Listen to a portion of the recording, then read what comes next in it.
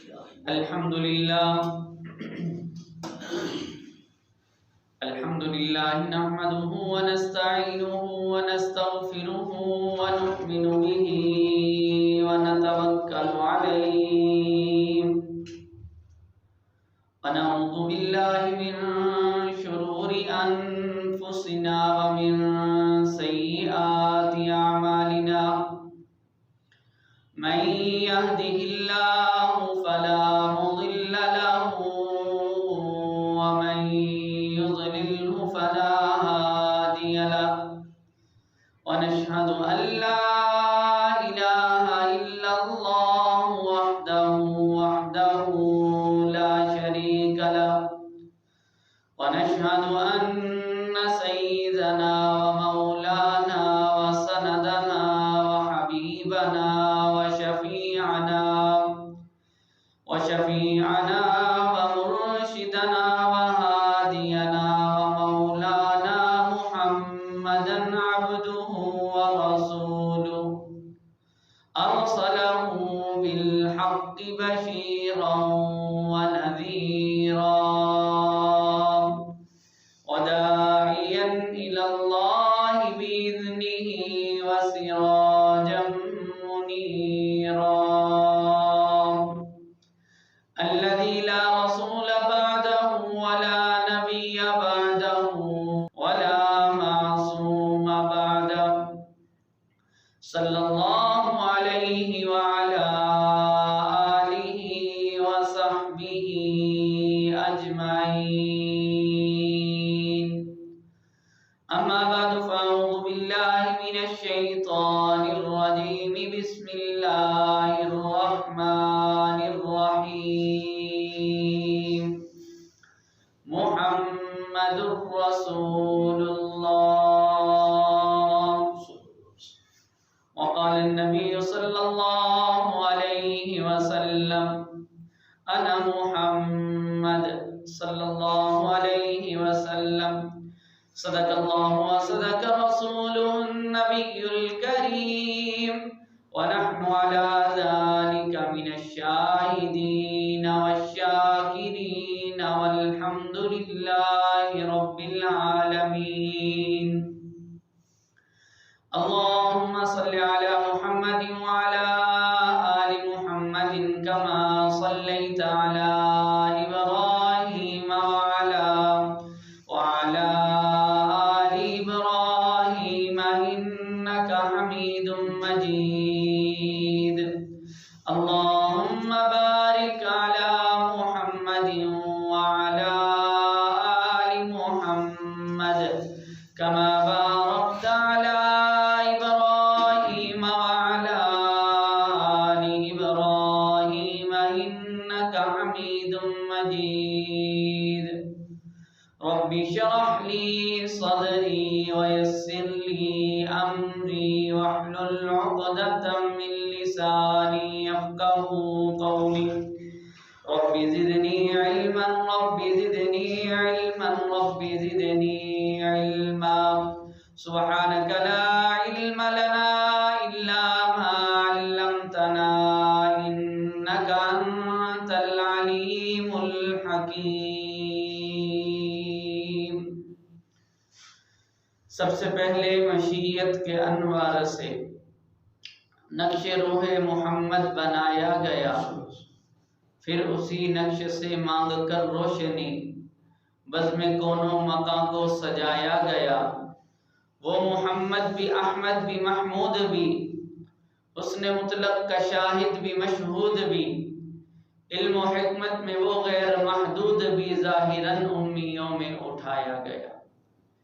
واجب الاحترام، قابل عزت تکریم و تعظیم سامعین محترم،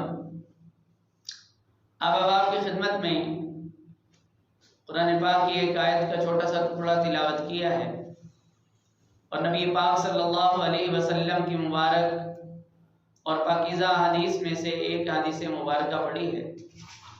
اللہ تعالیٰ سے دعا فرمائیں کہ اللہ تعالیٰ اس آیت اور حدیث کی روشنی میں حق بات، حق نیت، حق طریقے سے کہنے کی توفیق عطا فرمائے اور ہم سب مسلمانوں کو ان باتوں کے اوپر عمل کی بھی توفیق نصیب فرمائے۔ جیسا کہ آپ حضرات کے علم میں ہے کہ گزشتہ کئی جمعوں سے رسول پاک صلی اللہ علیہ وسلم کی سیرت مطہرہ کے حوالہ سے گزارشات عرض کرنے کی توفیق ہو رہی ہے۔ گزشتہ جمعے پر نبی پاک صلی اللہ علیہ وسلم کے نام نامی اسم گرامی لفظ محمد کے بارے میں کچھ معروضات آپ حضرات کی خدمت میں عرض کی تھی۔ تو نبی پاک صلی اللہ علیہ وسلم کی سیرت یہاں تک عرض کر چکا ہوں کہ آپ صلی اللہ علیہ وسلم کا عقیقہ کیا گیا، آپ کا تسمیہ کیا گیا۔ اس کے بعد عرب میں یہ دستور تھا کہ عرب والے اپنے بچے دیہات میں دودھ پلانے کے لیے بھیجا کرتے تھے۔ عرب کے شرفاء جو تھے وہ حضانت کے لیے دور دراز دیہات کے اندر گاؤں میں اپنے بچوں کو بھیج دیتے تھے۔ دائیاں آتی تھی، وہ بچوں کو لیتی تھی اور چلی جاتی تھی تاکہ ان کی زبان صاف ستھری ہو اور فصیح اللسان ہو اور فصیح عربی سیکھ سکے۔ جس طرح کہ شہر کی بنسبت دیہات کی پنجابی زیادہ فصیح ہوتی ہے۔ سیدہ حلیمہ فرماتی ہیں کہ بنو سعد کی عورتیں ہر سال مکے جایا کرتی تھی اور جا کر بچوں کو، شیرخوار بچوں کو اپنی گود لیا کرتی تھی، اور ان کے جو سرپرست ہوتے تھے ان سے کچھ نہ کچھ حق الخدمت وصول کیا کرتی تھی۔ تو جس سال نبی پاک صلی اللہ علیہ وسلم کی آمد ہوئی، آپ صلی اللہ علیہ وسلم کی ولادت باسعادت ہوئی، تو بنو سعد کی عورتیں اس سال بھی رسول اقدس صلی اللہ علیہ وسلم کے شہر مکہ المکرمہ میں تشریف لائیں۔ تو سیدہ حلیمہ رضی اللہ تعالیٰ عنہ فرماتی ہیں کہ میرے پاس ایک اونٹنی تھی جو نہایت ہی لاغر تھی، جس کے تھنوں میں دودھ کا ایک قطرہ نہیں تھا، اور ایک کمزور سی گدی تھی جس پر ہم سوار ہو کر مکہ المکرمہ کی طرف روانہ ہو رہے تھے۔ تو میری ساتھنے اور سہیلیاں تھیں، وہ مجھ سے آگے آگے مکہ المکرمہ میں پہنچ چکی اور انہوں نے عمراء کے بچے اپنی اپنی گود میں لے لیے۔ کوئی عورت ایسی نہیں تھی جس کے اوپر نبی پاک صلی اللہ علیہ وسلم کی ذات اقدس کو پیش نہ کیا گیا ہو، مگر اس نے یتیم سمجھ کر ان کا انکار کر دیا اور ان کو چھوڑ دیا۔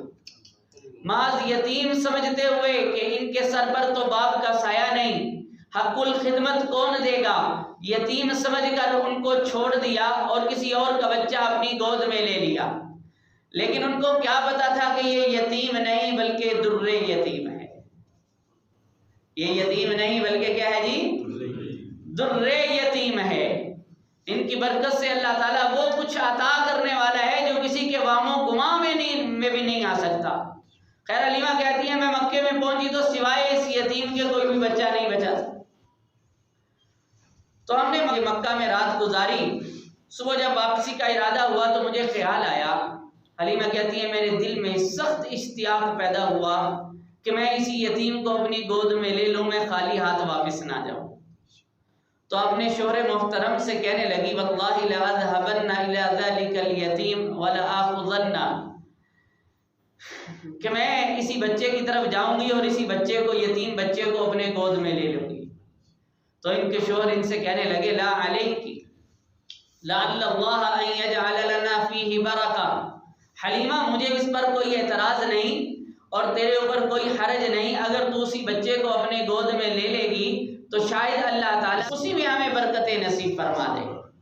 تو سیدہ حلیمہ فرماتی ہیں کہ میں نے رسول پاک صلی اللہ علیہ وسلم کو سیدہ آمنہ سے، آپ کی والدہ محترمہ سے لے لیا، اور میں لے کر اپنی گود میں جوں ہی لیا تو میری خشک چھاتی کہ جس کے اندر دودھ کا قطرہ نہ تھا، میرا بچہ جو ہے وہ رات بھر بلبلاتا رہتا اور سو نہ پاتا، بھوک کی وجہ سے نہ ہم سو پاتے نہ وہ بچہ سو پاتا۔ جو ہی میں نے نبی پاک صلی اللہ علیہ وسلم کی مبارک ذات کو اپنی گود میں لیا تو اللہ تعالیٰ نے میرے سینے میں دودھ کی نہریں جاری فرما دی۔ سبحان اللہ، دودھ کی نہریں جاری فرما دی۔ آپ صلی اللہ علیہ وسلم نے بھی دودھ سیر ہو کر پیا اور آپ کے رضائی بھائی نے بھی دودھ سیر ہو کر پیا۔ پھر حضرت حلیمہ فرماتی ہیں کہ ہماری وہ لاغر اونٹنی جس کے تھن خشک ہو چکے تھے، ان کے اندر بھی دودھ کا قطرہ نہیں تھا، تو میرے شوہر نے اس اونٹنی کا ارادہ کیا تو کیا دیکھتے لکھتے ہیں کہ اس کے تھن بھی دودھ سے لبالب بھرے پڑے. اللہ اکبر. تو انہوں نے اس کا دودھ دھویا, میں نے بھی پیا اور میرے خامد نے بھی پیا. اسی حال کے اندر ہم نے رات گزاری, اسی حال کے اندر کہ برکات کا نزول شروع ہو چکا تھا. جو ہی نبی پاک صلی اللہ علیہ وسلم کا وجود, مسعود آپ صلی اللہ علیہ وسلم کا مبارک وجود ہم نے اپنی جھولی میں لیا تو اللہ کی برکتوں کا نزول شروع ہو چکا تھا. تو کہنے لگی اسی حال کے اندر ہم نے رات گزاری تو صبح ہوئی. تو میرے شوہر محترم کہنے لگے کہ واللہ لقد اخذت نسمۃ مبارکہ, اللہ کی قسم اے حلیمہ تو نے مبارک وجود کو اپنی گود میں لیا ہے, یہ کوئی معمولی بچہ نہیں. اللہ اکبر. سبحان اللہ. یہ بھی بچپن کا عالم ہے. اور آپ کی برکتیں یہیں پر بس نہیں ہوئی, وہی آپ کی دبلی پتلی سواری سیدہ حلیمہ کی دبلی پتلی سواری جو سب سے زیادہ سست رفتار تھی, چلنے میں سب سے زیادہ پیچھے تھی, اور اسی وجہ سے آپ اپنی ساتھنوں سے پیچھے رہ چکی تھی. جب نبی پاک صلی اللہ علیہ وسلم کو گود میں لے کر اس پر سوار ہوئی تو وہ ایسی برق رفتاری سے سفر کرنے لگی کہ اپنی دوستوں سے بھی آگے بڑھ گئی حلیمہ. اللہ اکبر. اتنی تیزی سے سفر کرنے لگی.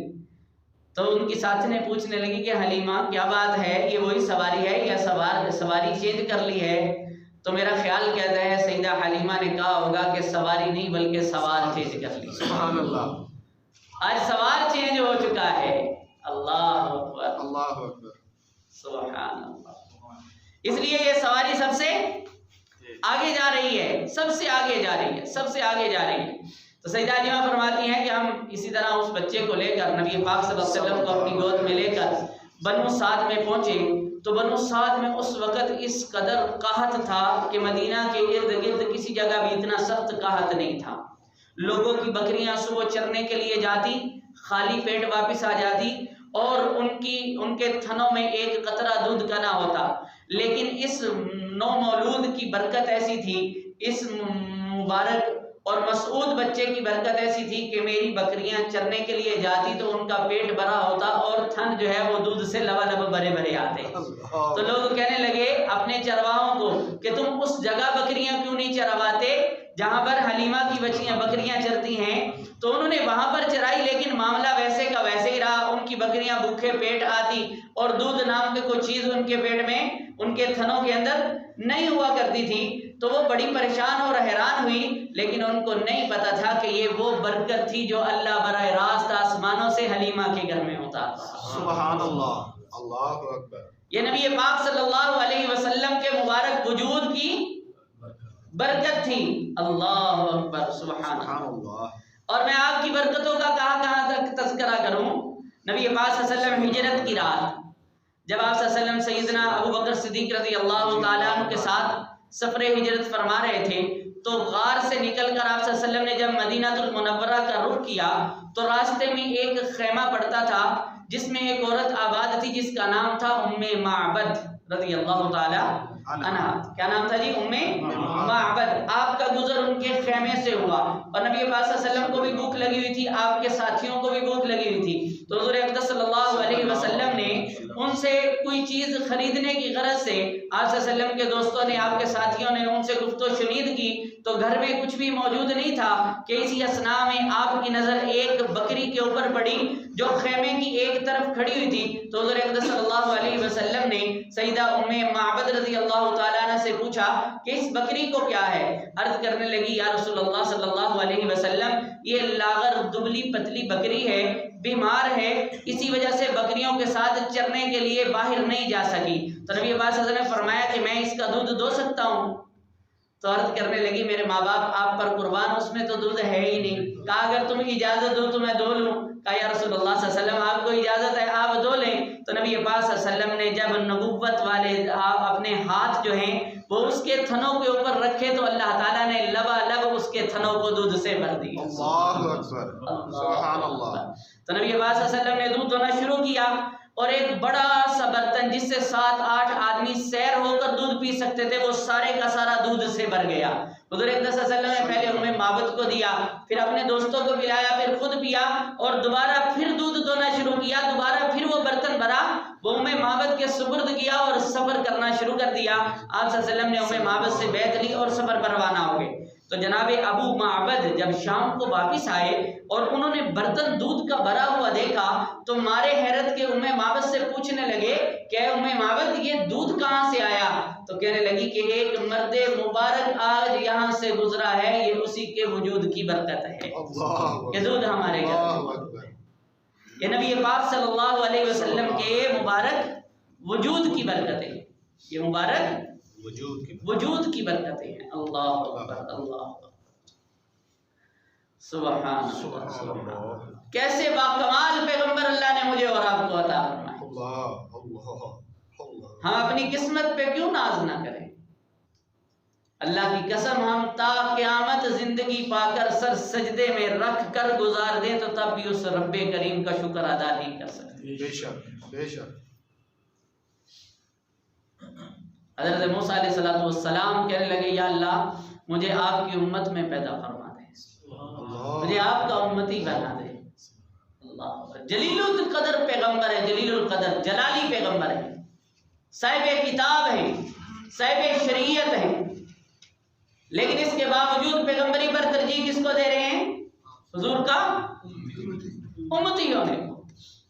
کتنے اعزاز کی بات ہے، پتہ نہیں سیدنا موسیٰ علیہ السلام کے ذہن میں کیا بات ہو۔